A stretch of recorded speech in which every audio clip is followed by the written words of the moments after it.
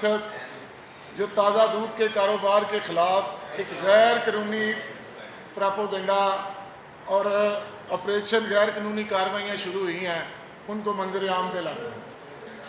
आज से 4 साल पहले PFA mean Punjab food authority ने दूध को चेक करने के हवाले से एक CDR मशीन लॉन्च की और जिसने चंद ही दिनों में हमारा करोड़ों रुपए का दूध जो है वो गंदे नालों और गलियों में बहा दिया। हमने जाके उनसे बात की लेकिन किसी ने हमारी बात ना सुनी। उसके बाद हम सड़कों पे सरापा एहतजाज हुए तो उसके अंदर जो सियासी लोग थे वो बैठे, साइंटिफिक पैनल बैठा और CDR मशीन जो थी उसको साइंटिफिक पैनल के सामने परफॉर्म किया गया, जिसमें तमाम PFA के ही साइंटिफिक पैनल के लोग जो थे वो भी थे, मौजूद साइंटिस्ट थे, डॉक्टर थे। उन सब की मौजूदगी में जब CDR मशीन को परफॉर्म किया गया तो मशीन गलत साबित हुई और उसको फौरी तौर पर साइंटिफिक पैनल के डिसीजन पर उसको बंद कर दिया गया। लेकिन उस वक्त तक हमारा जो करोड़ों का दूध ज़ाया हो चुका था और जो हमारी कारोबारी साख को नुकसान पहुंचा था, उसका कोई जिम्मेदार था या आज तक हमें उसका कोई जवाब नहीं मिला।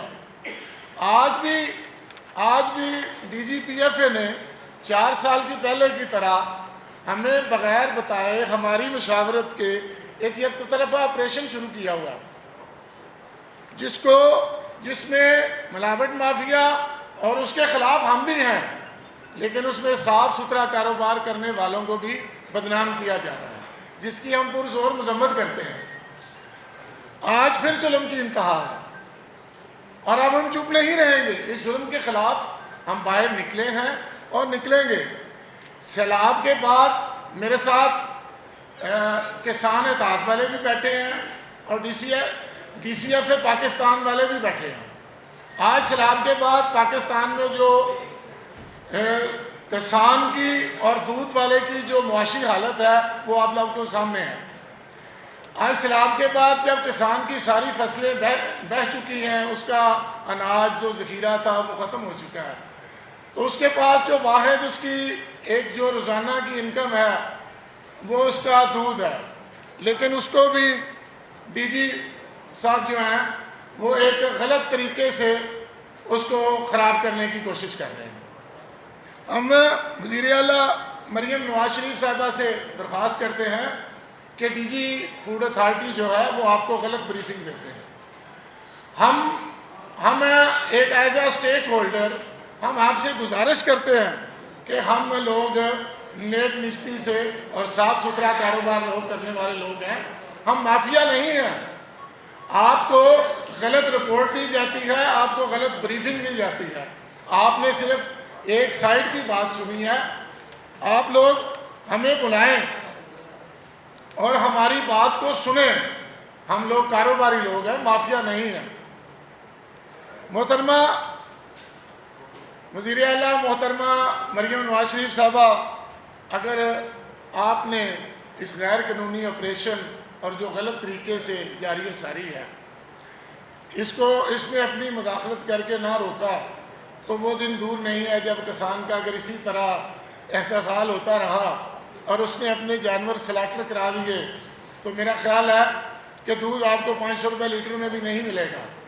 और हमारी आपसे अपील है कि आप डरें उस दिन से कि जब जो दूध आवाम को 500 रुपये लीटर में भी नहीं मिलेगा।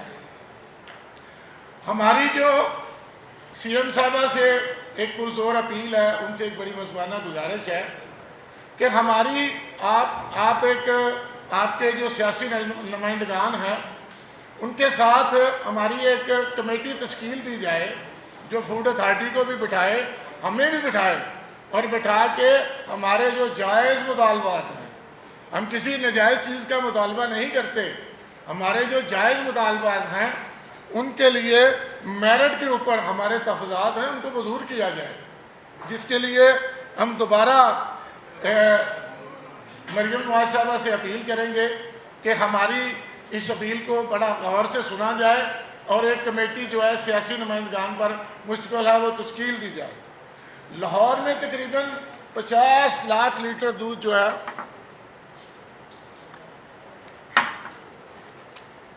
तकरीबन ताज़ा दूध जो है लाहौर में तकरीबन 50 लाख लीटर दूध जो है वो लाहौर में सेल होता है। 50 लाख लीटर दूध की सेल का मतलब है कि लोग ताज़ा दूध को ही प्रेफर करते हैं और ताज़ा दूध को ही पीना पसंद करते हैं। लेकिन DG food authority Asim Javed साहब ने उर्दू पॉइंट की एंकर हैं हिना नवीद, उनको एक इंटरव्यू दिया जो हफ्ता 27/9/2025 को सोशल मीडिया पे नशर किया गया, जिसमें उन्होंने बताया कि पीएफए ने रवां साल में 370 मिलियन दूध जो है उसको चेक किया और 370 मिलियन लीटर जो दूध चेक किया गया उसमें से जो दूध ख़राब हुआ एक यकतरफा कार्रवाई पे वो भी 1.6 मिलियन लीटर था।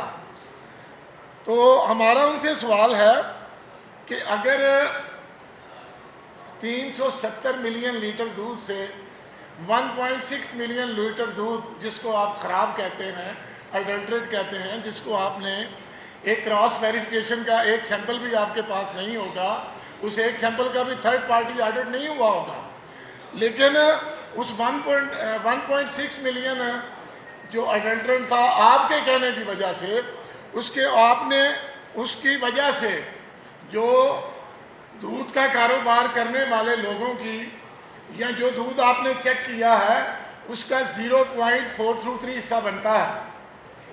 और उसी ये आपके दादोशुमार हैं जो आप एक एंकर को इंटरव्यू दे रहे हैं और उसके पीछे जो 99.56 लोग हैं आप उनको भी सही और साफ़ सुथरा कारोबार करने वाले लोग हैं, आप उनको मिलावट माफिया और ग़िज़ाई दहशतगर्द कह रहे हैं। इसके लिए आपको सोचना होगा। हम मिलावट सही और साफ़ सुथरा दूध का कारोबार करने वालों को ग़िज़ाई दहशतगर्द और मिलावट माफिया कहने पर हम उनकी इस बात की पुरज़ोर मज़म्मत करते हैं और डीजी फूड से मुतालबा करते हैं कि उनके पास फूड अथॉरिटी की रेगुलेशन के मुताबिक जिनके सैंपल्स जिन गाड़ियों के जिन दुकानों के क्लियर हैं, आप उनको अप्रिशिएट क्यों नहीं करते? आप उनकी मीडिया पे बात क्यों नहीं करते कि अगर आपने 7000 गाड़ी चेक की है तो आप 300 FIR का जिक्र करते हैं, तो उन 6700 गाड़ियों उन 6000 दुकानों का क्यों नहीं जिक्र करते कि जिनके सैंपल पास हुए थे? उनका बिल्कुल भी जिक्र नहीं करते, उनको अप्रिशिएट नहीं करते, आप उनको अप्रिसिएशन लेटर नहीं देते, वो अपनी गाड़ी पे लगा सकें, अपनी किसी दुकान पे उसको लगा सकें कि ये मुझे पीएफए ने अप्रिसिएशन लेटर दिया। अगर तो इस काम सिर्फ और सिर्फ इसको जो है ताज़ा दूध के काम वालों को और ताज़ा दूध को बदनाम करना है गया, तो वो तो आप दिन रात कर रहे हैं, लेकिन ये काम अब ज़्यादा देर नहीं चलेगा। अगर आप इसी तरह यकतरफा कार्रवाइयाँ और हमारा मीडिया ट्रायल करते रहे तो ऐसा नहीं होगा। हम डीजी मीडिया की वसासत से डीजी पीएफए को हम ये दावत देते हैं कि आपका अगर मिशन है कि पंजाब, लाहौर और पाकिस्तान, पंजाब के हर शहरी का खालिस ग़िज़ा और खालिस दूध जो है वो उसका हक है, तो हम आपके इस फैसले के साथ खड़े हैं। आप आएँ, आप हमारे आगे चलें, हमारी रहनुमाई करें, हम आपके पीछे चलते हैं और हम उस हर जगह तक आपके साथ पहुंचते हैं जहाँ की आपको शिकायत है, यहाँ से आपको पता चलता है कि ये एक अडल्ट्रेट मिल्क है, तो हम इसकी आपके भरपूर आपका साथ देने के लिए तैयार हैं। इसके लिए हम आपसे पीछे नहीं हटेंगे। लेकिन अगर आप सिर्फ उसी जो ज़ादोशुमार है कि जो 1% से भी आधे % से भी नीचे लोग हैं, आप उनको एक रोल मॉडल बना के तो आए रोज़ मीडिया पे हमें माफिया, मिलावट माफिया कहेंगे, तो ये हमारे साथ सरासर नाइंसाफ़ी है।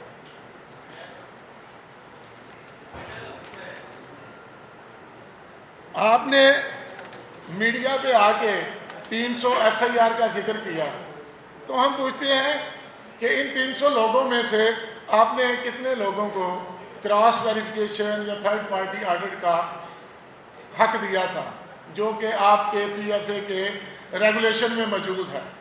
नंबर 2, तकरीबन पिछले 5 साल से पंजाब फूड अथॉरिटी की जितने लाहौर के एंट्री पॉइंट हैं उन पे एक फूड लैब मौजूद होती है, लाहौर के जितने भी एंट्री पॉइंट हैं। और ये 5 साल पहले मिल्क सेलर एसोसिएशन की तजवीज़ पे ही ये जो फूड लैब थी लाहौर के एंट्री पॉइंट पे लगाई गई थी कि लाहौर के अंदर जितना भी दूध आए वो PFA की लैब से चेक होके आए।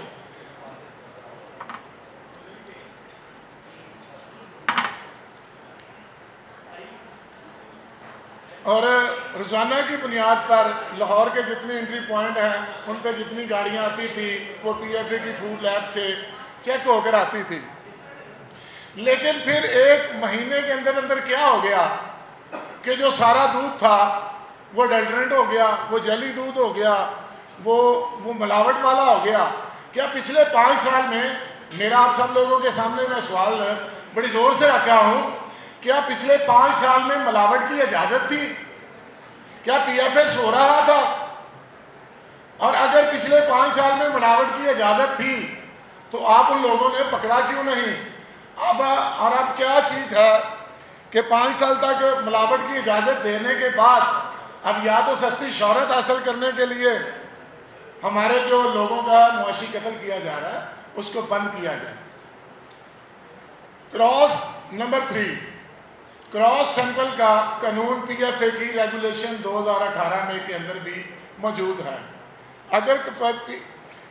अगर रेगुलेशन 2018 के अंदर वो कानून मौजूद है तो आपने कौन सी जो है क्रॉस वेरिफिकेशन के लिए कोई लैब नोटिफाई की है? आज तक आपको 2 साल होने वाले हैं। तो ऐसा 2 साल के अंदर हम आपको मुतअद्दिद बार लिख चुके हैं कि हमें कोई लैब नोटिफाई करके दी जाए जिससे हम जो है अपना एक थर्ड पार्टी ऑडिट जो है वो करवा सकें। लेकिन PFA जो है वो अपनी उसी हटदर्मी पे कि आपने कभी देखा है कि किसी भी मुल्क में या किसी इदारे ने किया हो कि एक ही बंदे ने उस आदमी को पकड़ना है, उसी ने उसकी इन्वेस्टिगेशन करनी है और फिर उसी ने उसका ट्रायल करना है और फिर उसी ने उसको सज़ा देनी है। उसके पास ना वकील होने का कोई हक है, ना कोई ये सारी दूसरी जो सारी चीज़ें हैं, इसके पास कुछ भी नहीं है। अगर कानून के अंदर क्रॉस सैंपलिंग का हक मौजूद है तो हमें क्यों नहीं दिया जा रहा? नंबर 4, क्रॉस सैंपलिंग की जो कानून है उसकी मौजूदगी में क्रॉस सैंपल करवाए बगैर अगर दूध को ज़ाया कर दिया जाता है तो उस पर FIR भी दे दी जाती है। तो फिर उस रेगुलेशन में उस कानून का क्या फ़ायदा, उसका क्या जवाब है? और दूसरा, जो अगर किसी बंदे को उसकी गाड़ी जो है वो 10 घंटे रोकने के बाद उसको कहा जाता है कि आपका दूध जो है वो PFA की रेगुलेशन के मुताबिक ठीक है, तो 10 घंटे गाड़ी धूप में खड़ी रखने के बाद वो जो दूध ठीक भी होता है वो ठीक नहीं रहता। अब हम बाकायदा तौर पे फिज़िकली जो गाड़ियाँ PFA ने पास की उसमें से दूध की बोतलें भर के ले जाके DG साहब की टेबल पे रखी कि DG साहब ये देखें कि ये अभी 10 घंटे की माशाल्लाह मशक्क़त के बाद जो है ना, 10 घंटे गाड़ी धूप में खड़ी रखने के बाद PFA कह रहा है दूध ठीक है, तो आप इसको ज़रा पी के या सूंघ के चेक करें कि ये ठीक है। 10 घंटे में दूध को खड़ा करना उसकी लाइफ होती है। ये सरासर नाइंसाफ़ी है, इसको बाहर खा। लेकिन वो फिर वही लहतो लाल से काम हम करते हैं, हम करेंगे, हम करते हैं। अगर वो उसका दूध जो ज़ाया होता है PFA की रेगुलेशन के टेस्ट और सारी चीज़ों के बाद भी अगर उसका दूध ज़ाया हो जाता है, उस नुकसान का ज़िम्मेदार कौन है, ये भी हमें बताया जाए। नंबर 5, अगर क्रॉस सैंपल का कानून मौजूद है तो उस पर कितना अमल दरामद किया जाता है? उसके आने से पहले FIR भी देना और उसको जो है वो ड्रेन भी कर देना, ये कहाँ का इंसाफ है? मौजूदा ऑपरेशन में PFA कह रहा है कि हम BR वैल्यू उसको 43 पे ऑपरेशन कर रहे हैं, जबकि PFA की रेगुलेशन 2018 के मुताबिक मिल्क वैल्यू जो उसकी BR वैल्यू है वो 44 है। नंबर 7, PFA की वही आगे आके जो एक 10 घंटे वाली प्रैक्टिस थी उसको जो है हम उसको भी उसकी पुरजोर मजम्मत करते हैं। और हम मीडिया के इस प्लेटफॉर्म से अपने तमाम अदारों को पहले भी लिख कर भी आगाह कर चुके हैं और मीडिया के प्लेटफॉर्म से भी दोबारा आगाह करना चाहते हैं कि हमारे अगर दुरुस्त मुतालबात को तस्लीम ना किया गया तो हम पूरे पंजाब के अंदर जो दूध के कारोबार के साथ मुंसलिक लोग हैं उसमें सबसे पहले किसान है जो उसकी रोज़ी रोटी है, जो उसका रोज़ाना का ज़रिया मुआश है, उससे लेकर माल मवेशी रखने वाले दुकानदार, दूध सप्लाई देने वाला, जितने भी लोग हैं ये सब जो हैं अपनी गाड़ियों की चाबियां, अपनी दुकानों की चाबियां और ये सब कुछ जो है ना मोहतरमा मरियम नवाज साहिबा की खिदमत में पेश कर देंगे और इसका ज़िम्मेदार भी PFA और DG फूड अथॉरिटी होगा। और हम इस गैर कानूनी ऑपरेशन की वज़ीर आला पंजाब समेत तमाम अदारों से दोबारा दरख्वास्त करते हैं कि हमें इसका कोई जवाब दिया जाए और अगर हमारे इन जायज़ मुतालबात को तस्लीम ना किया गया तो हम 10 दिन का अल्टीमेटम देते हैं। इसके बाद हम शटर डाउन हड़ताल की तरफ भी जाएंगे और पंजाब भर में दूध की सप्लाई बंद करने के भी सोचेंगे और सड़कों पर सरापा एहतजाज भी होंगे। और इस वजह से हम दोबारा अपने जितनी हमारी पंजाब की कैबिनेट है, हमारे जितने अफसरान बाला हैं, उन समेत उनकी जो लीडर हैं मोहतरमा मरियम नवाज साहिबा, उनसे ये दोबारा अपील करते हैं कि हमारी बात को सुना न जाए। ये हमारा जो एकतरफा मीडिया ट्रायल हो रहा है, एक तो इसको रोका जाए और दूसरा अगर इनसे जो 5 साल तक फूड लैब लाहौर के दाखिली रास्तों पे खड़ी होकर दूध को क्लियरेंस देती रही हैं, इनसे भी इसका जवाब जो है वो तलब किया जाए। जी, लाहौर में जो है वो 50 लाख लीटर की जो खपत है, इसमें लाहौर में जो लाहौर की सराउंडिंग है उसमें जो कैटल कॉलोनियाँ हैं, छोटे मोटे देहात हैं और उसके बाद जो कमर्शियल फार्मर और जो कॉरपोरेट सेक्टर के फार्मर हैं या उसके अलावा जो गवाला और जो छोटा सप्लायर है उसका तकरीबन जो है वो 30% है। उसके बाद जो 70% दूध है वो लाहौर से बाहर ही आता है, जिसमें पंजाब के तकरीबन तमाम अजला कह सकते हैं। अगर एक आध अजला नहीं भी होगा जो बिल्कुल सिंध की बाउंड्री पे होगा या उसके साथ एक दो जुड़े अजला और होंगे, वो होंगे। हाँ, बड़ा अच्छा सवाल किया आपने। मैं ये बात एक आपको बताता चलूँ कि आप अगर उसकी लाइफ स्टाइल की अगर आप वेबसाइट पे जाएं तो आप अभी उसको बैठे सर्च कर सकते हैं कि पंजाब में डेली जो मिल्क प्रोडक्शन है वो तकरीबन 12 करोड़ लीटर से ज़्यादा है। आप उसको देख सकते हैं।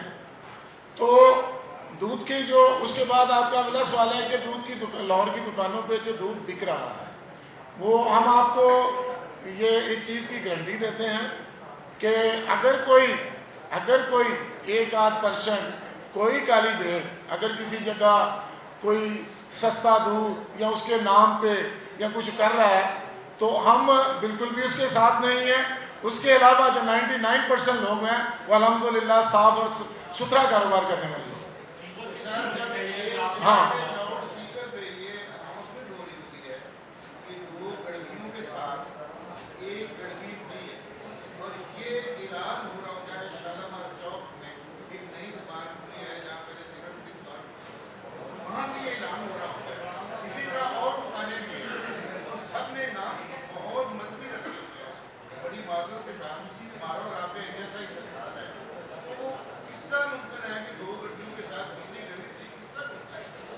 सर अभी जो रोना रो रहे थे ना, हम अपना जो टुकड़ा लेके आए थे, यही तो बात है कि ये बात तो हम PFA को बारहा दफ़ा जाके रिक्वेस्ट कर चुके हैं कि ये जो गढ़वी के साथ और ये गढ़वी के साथ गढ़वी फ्री बिक रहा है, आप इसको चेक करें।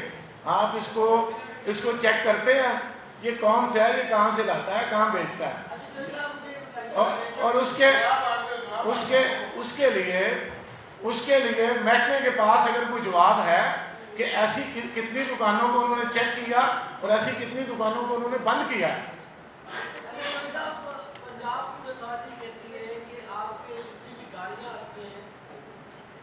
देखें, दूध की एक जो नेचुरल एनिमल फैट होती है उसके साथ उसकी एक BR वैल्यू होती है, ठीक है, ये एक टेक्निकल सवाल है।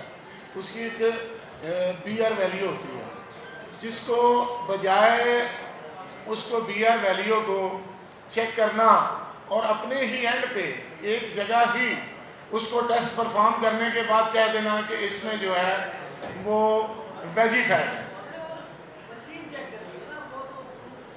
नहीं, मशीन किसके पास है भाई? रिजल्ट देते हैं तो हम अगर उसका क्रॉस मांगते हैं तो वो क्यों नहीं देते?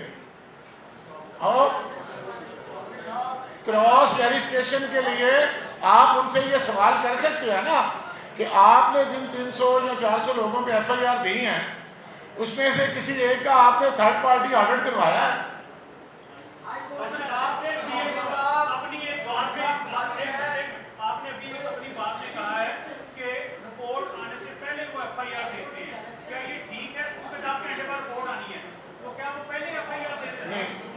मैंने ऐसा नहीं कहा, मेरी बात को आप समझे नहीं। 10 घंटे बाद जो है उस दूध की रिपोर्ट जो है वो उसमें जो है ठीक आ जाती है। PFA की रेगुलेशन के मुताबिक कि आपका दूध जो है वो ठीक है, लेकिन उस वक्त तक जो ठीक दूध जिसको PFA ने कहा था वो खराब हो चुका होता है गाड़ी धूप में रोकने और उसको की वजह से।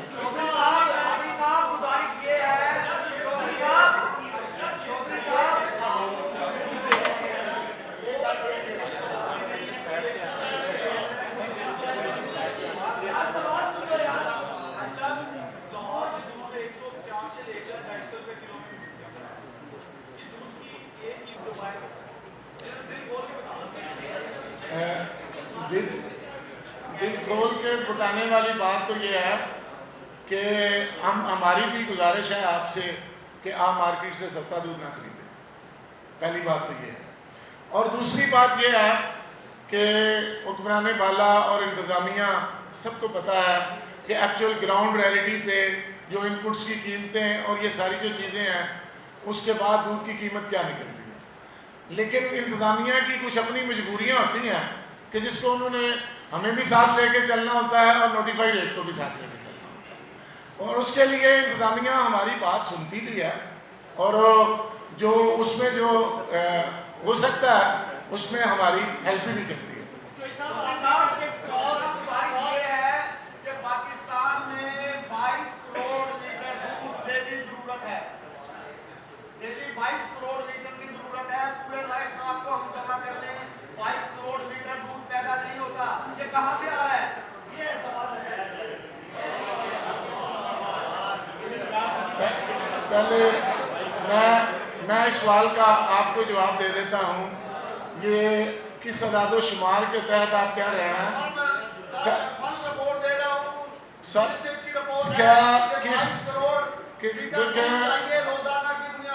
सर किस रिपोर्ट के तहत आप ये कह रहे हैं कि पाकिस्तान में 22 लाख लीटर जो दूध है वो उसकी रोजाना की बुनियाद पर ज़रूरत है। अगर आपकी 24 करोड़ की आबादी है तो आप पर डे जो है कौन सा बंदा है जो पर डे 1 लीटर दूध पीता है? इसी दादोशुमार पे बात कर रहे हैं ना।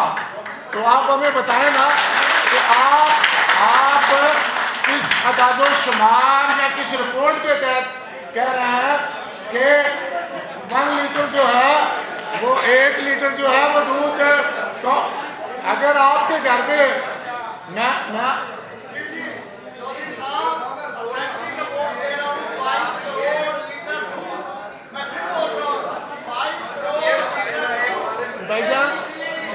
भाईजान मैंने अपने नॉलेज और अपनी उस्ताद के मुताबिक पर मैं बैठेंगे, मैं बताऊंगा। चले।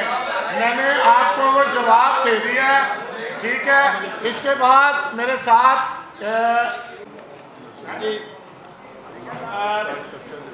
कि ये जो बात आपकी है ना, ये उसी बात की कड़ी का ऑपरेशन है जो अब हो रहा है।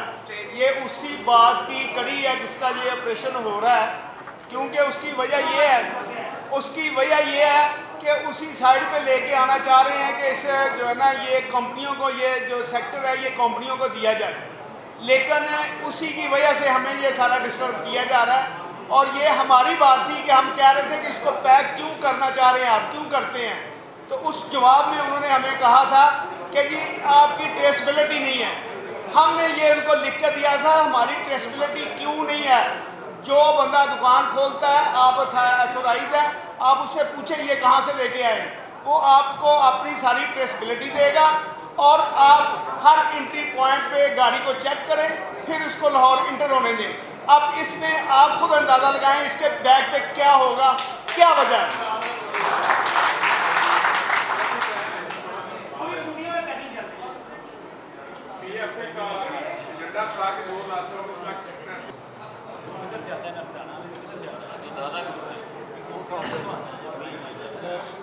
मैं ये इस सवाल के जवाब में आपको बताना चाह रहा हूँ कि आप जिन तरक्की याफ्ता ममालिक की बात कर रहे हैं, हमारा लाइफ स्टाइल स्ट्रक्चर जो है वो उसको अफोर्ड नहीं कर सकता।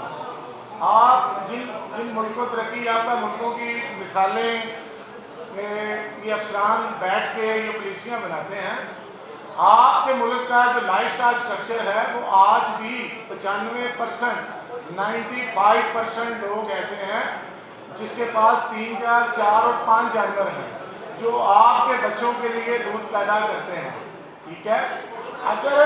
अगर आपने उनका इस पैकिंग के निज़ाम पे जाना है तो आप पहले उस मुल्क को जिसको आप कॉपी करना चाहते हैं, अपने लाइफ स्ट्रक्चर को उस जगह पे लेके आए। वहाँ तो 10-10 हज़ार गाय का एक फार्म है। पाकिस्तान में जो सबसे बड़ा फार्म है वो इंटरलूप वालों का है, उसमें भी 10,000 गाय नहीं है। तो आप पहले अपने लाइफ स्ट्रक्चर को उस जगह पे लेके आए। वो जो अगर इसी तरह लेके आना है तो फिर उस गरीब फार्मर का जो रिज़्क है वो सीधा सीधा आपने मल्टीनेशनल कंपनियों की झोली में डालना है। बहुत शुक्रिया।